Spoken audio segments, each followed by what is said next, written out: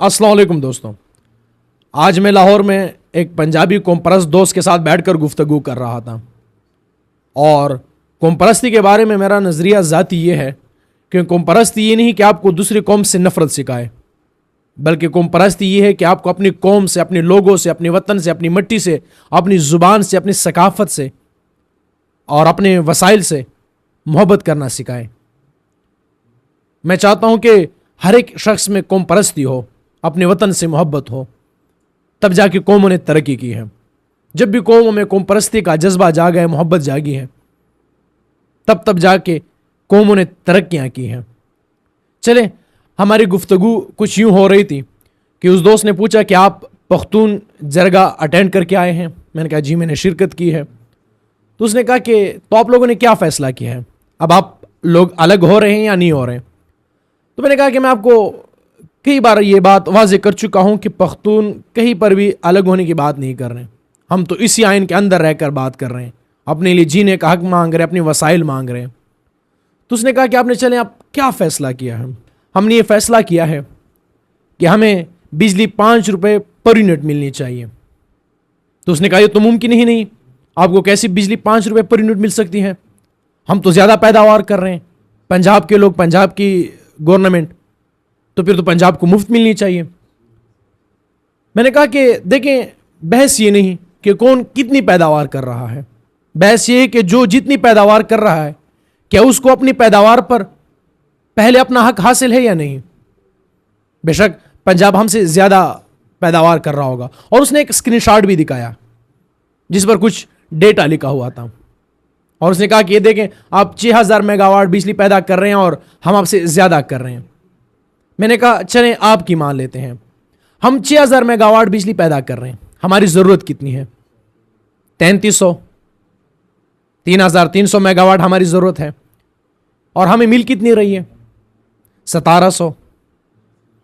हमें अपनी पैदावार से कई गुना बिजली कम मिल रही है। हम तो बात ये कर रहे हैं कि जितनी बिजली हम पैदा कर रहे हैं उसमें पहले हमारी ज़रूरत पूरी हो, यानी 3300 मेगावाट बिजली हमें पूरी मिले, फिर उससे जो बच जाए वो पूरे पाकिस्तान को मिले। हमने फिर उस पर कोई बहस नहीं करनी, वो चाहे फिर सिंध को मिले, पंजाब को मिले, बलूचिस्तान को मिले, उसे जो भी आपने चलाना है, मुल्क ने जिस तरीके से तकसीम करनी है वो तकसीम कर लें। तो उसने कहा कि नहीं नहीं नहीं, ये मुमकिन ही नहीं, यहाँ ये एक पाकिस्तान है, एक मुल्क है, आपकी बिजली पहले नेशनल ग्रिड में आएगी, फिर वो सूबों पर तकसीम होगी, जिसकी जितनी ज़रूरत है उसको उतनी ही मिलेगी। मैंने कहा चलिए आपकी मान लेते हैं कि पहले नेशनल ग्रिड में बिजली आएगी, फिर उसके बाद तकसीम होगी।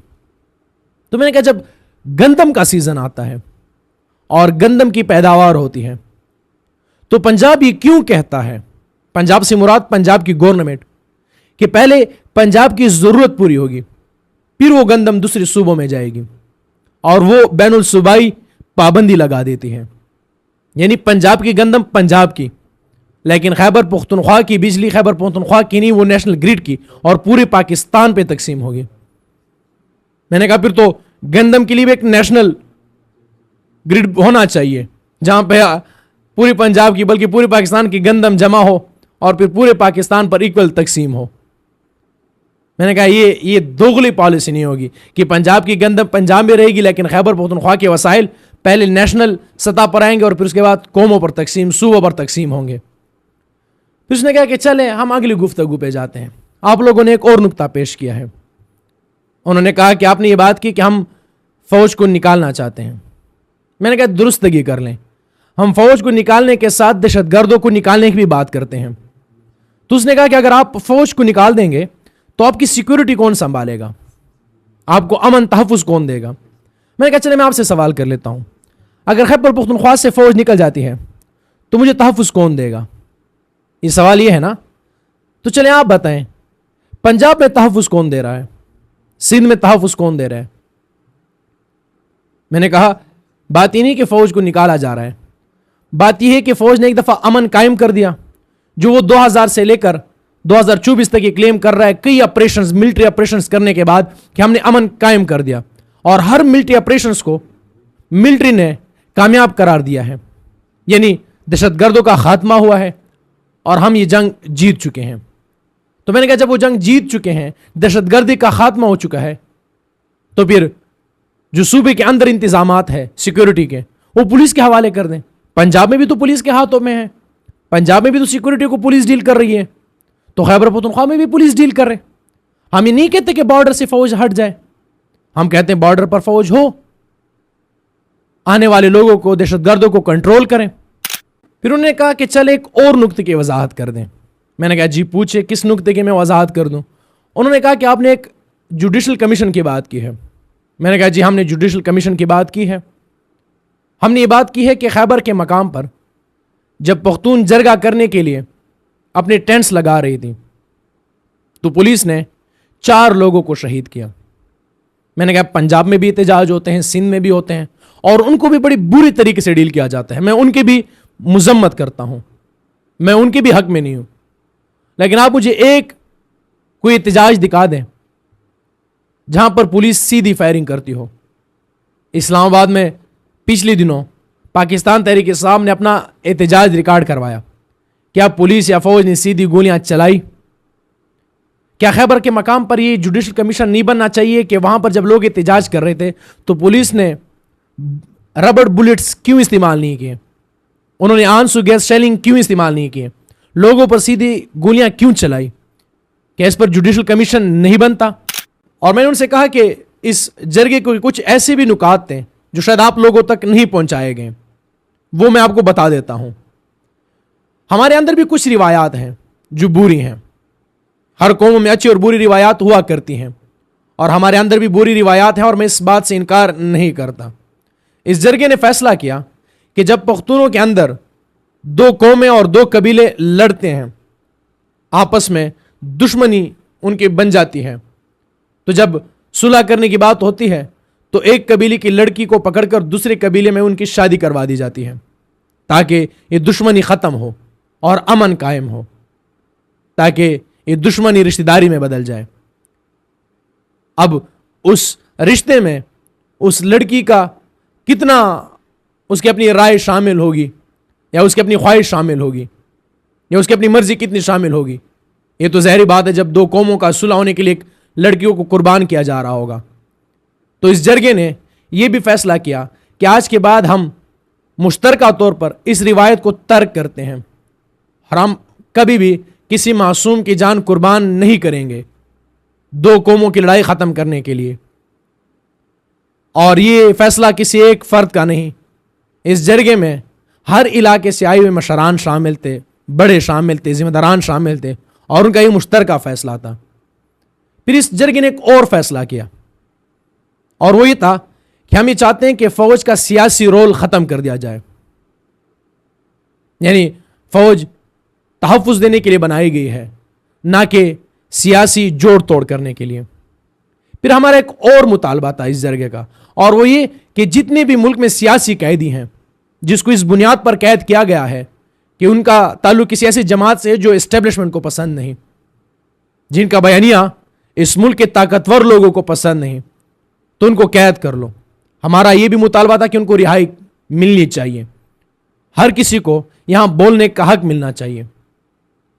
और मैंने उसे बड़े तरीके से समझाने की कोशिश की कि देखें, मुझे एक बात की बड़ी वाज़ेह तरीके में समझ नहीं आती कि जब हम अपने लिए हकूक़ की बात करते हैं, हम अपने लिए हक की बात करते हैं, हम अपने लिए वसाइल मांगते हैं, तो पंजाब के लोगों को ये क्यों लगता है कि हम उनसे हक छीनने की बात करते हैं। हमने कभी भी ये बात नहीं की कि हमें दूसरे का हक छीन कर हमें दिया जाए। हमने हमेशा ये बात की है जो हमारा अपना हक बनता है वो हमें मिलना चाहिए। जो पंजाब का हक बनता है वो पंजाब के लोगों को मिलना चाहिए, जो सिंध का हक बनता है वो सिंधियों को मिलना चाहिए, और बलोचों को उनका अपना हक मिलना चाहिए।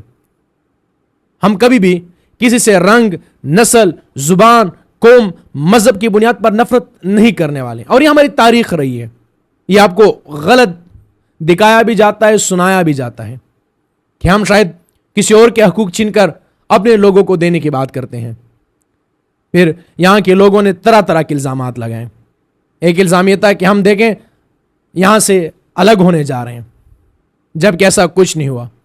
फिर वफाकी वज़ीर दाखिला ने एक इल्ज़ाम लगाया कि इस जरगे की डॉक्यूमेंट्री एक दुश्मन मुल्क کسی ایجنسی نے بنائی ہے, اس میں کوئی باہر کے کوئی کمپنی انوالو ہے.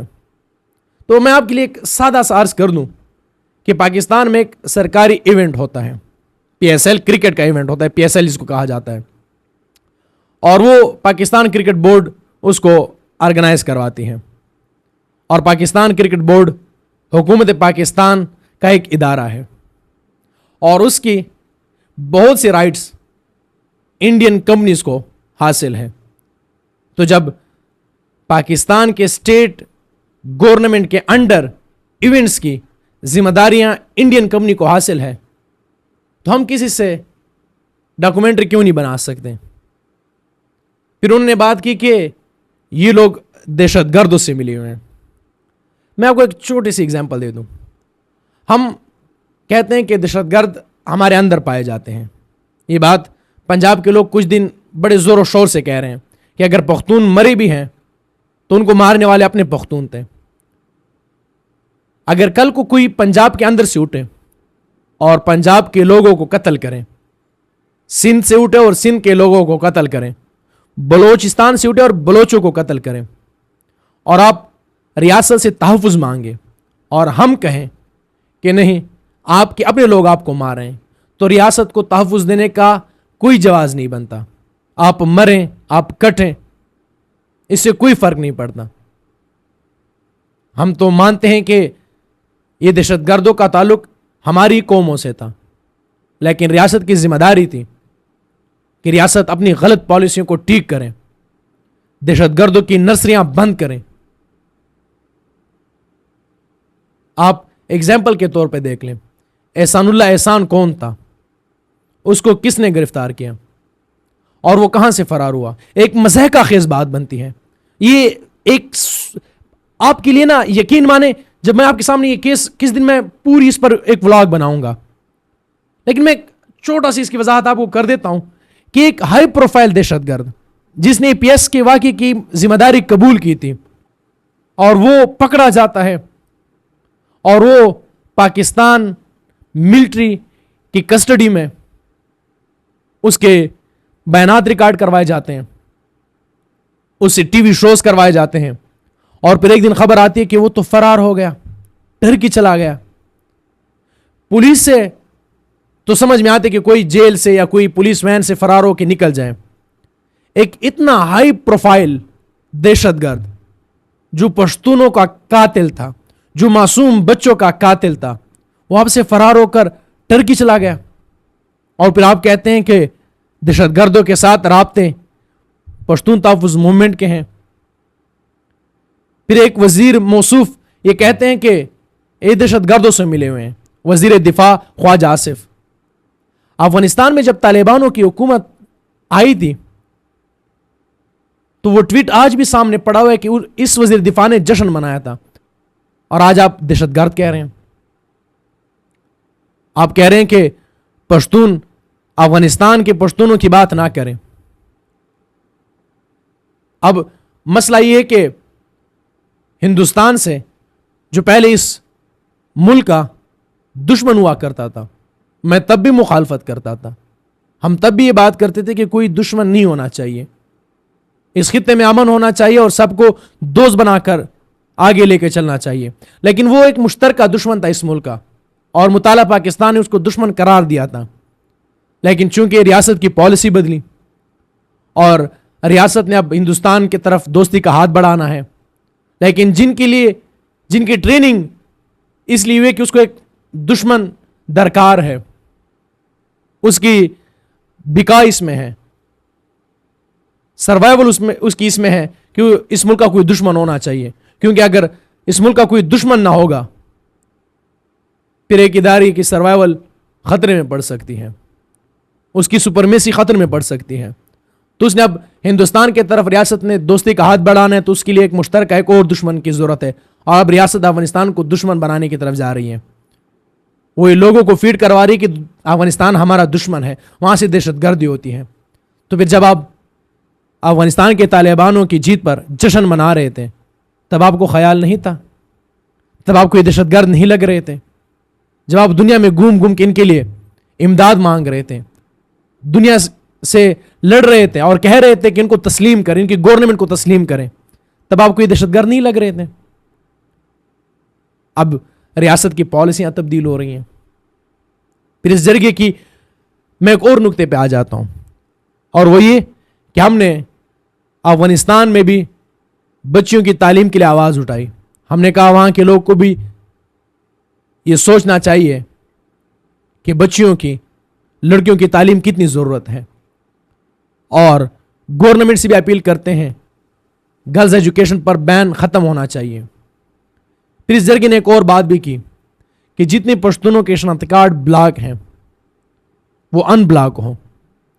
अगर अनब्लॉक नहीं होंगे तो हम मुश्तरका तौर पर शनाख्ती कार्ड रियासत के हवाले कर देंगे, बाकी पख्तून भी। और वजारत दाखिला की तरफ से भी ये कहा गया, वज़ीर मौसूफ ने कहा, मोहसिन नकवी ने, कि अगर कोई इस तंजीम की मदद भी करेगा, इनके लिए आवाज़ भी उठाएगा, उनके शनाख्ती कार्ड भी ब्लॉक कर देंगे। तो यहाँ पर मुझे नूरुल्लाह तरीन की एक बात याद आती है। वो बड़े मज़े तरीके से इस बात को एक्सप्लेन करते हैं कि पाकिस्तान नहीं भी था तो इस खित्ते पर पश्तून आबाद थे, हमारी शनाख्त पश्तून थी, हमारी सरजमीन ये थी, और पाकिस्तान बनने के बाद भी हम पश्तून हैं और हमारी वही सरजमीन है। तो अगर शनाख्ती कार्ड हमारे ब्लॉक होंगे तो हमसे तो इस मुल्क की शनाख्त छीन ली जाएगी, हमारी अपनी शनाख्त तो कायम रहेगी। तो रियासत तो अपनी जड़ें काट रहा है, अपने लोगों को अपने दायरे से निकाल रहा है। लोग नहीं जा रही हैं, खुद लोगों को जाने के लिए मजबूर कर रहा है, खुद उनके शनाख्ती कार्ड ब्लॉक करवा रहा है। और ये वो पॉइंट्स थे जो जरगे के बारे में एक पंजाबी नेशनलिस्ट से ज़ेर गुफ्तगू आए। बहुत से ऐसे पॉइंट्स हैं जो इस वीडियो में रिकॉर्ड करना रह जाएंगे, वो बड़े उन पर तफसीली गुफ्तगू हो सकती है, और मैं चाहता हूँ कि उन पर तफसीलन गुफ्तगू करूँ, जिसमें एक है action in aid of civil power. मैं उस पर भी बात करूँ कि ये क्या है और पश्तून इसको क्यों ख़त्म करवाना चाह रहे हैं। और भी बहुत से पॉइंट्स हैं, लेकिन ये चंद पॉइंट्स थे जिनके बारे में गलत फहमी फैलाई गई और यहाँ के लोग कुछ और सोचने लग गए। शायद उन तक मिस इन्फॉर्मेशन पहुँची है, डिस इन्फॉर्मेशन पहुँची है, या फिर वो लोग शायद इस चाहते नहीं कि कोई अपने हक में बात करे, कोई अपने लिए आवाज़ उठाए। तो हम इस तरह मुद्दों पर बात करेंगे, आवाज़ उठाएंगे, बात करेंगे, बोलेंगे। ये बोलना हमारा हक है और ये हक हमें आइन देता है। अब अगर आइन को आप मनसूख कर देंगे, हमें उठा लेंगे, मार देंगे, कत्ल कर देंगे, फिर तो आप ताकतवर हैं, हम तो निहत्ते हैं। हम तो सिर्फ अपने लिए आवाज़ उठा सकते हैं, बात कर सकते हैं, बोल सकते हैं। हमारे हाथों में कोई बंदूकें तो नहीं हैं। हम तो अदम तशद्दुद के नज़रिए पर चलने वाले लोग हैं। हमने तो हमेशा अमन की बात की है, मोहब्बतें बांटी हैं, सब मिलकर साथ रहें, मोहब्बतों से रहें। लेकिन कुछ अपने अना के मारे हुए, कुछ ताकत के जोश में, जज्बे में डूबे हुए, नशे में डूबे हैं, उनको ये समझ नहीं आ रही, वो लाठी का इस्तेमाल कर रहे हैं। लेकिन ये लाठी हमेशा नहीं चलने वाली, ये लाठी किस दिन टूट जाएगी। इस ताकतवर का जोर किस दिन टूट जाएगा, किस दिन तो हम मुत्तफिक हो जाएंगे, इत्तिफाक कर लेंगे। फिर चाहे वो सिंधी हो, फिर चाहे वो बलोची हो, फिर चाहे वो पंजाबी हो, फिर चाहे वो सराइकी हो, फिर चाहे वो पश्तून हो। इस लाठी वाले के खिलाफ तो किसी दिन मुत्तहिद हो जाएंगे ना, अपनी हुकूमत कायम कर लेंगे अपने बलबोते पर, और वो हकीकी जमहूरियत होगी। मैं इस वीडियो का इख्तिताम वो मोहसिन दावड़ के पश्तो के शेर पर करूँगा कि जमा तड़े लेला सौस्ता दरने दरने सपेड़े, ये औरस हो बजाना नादा हिसाब के रावलमा।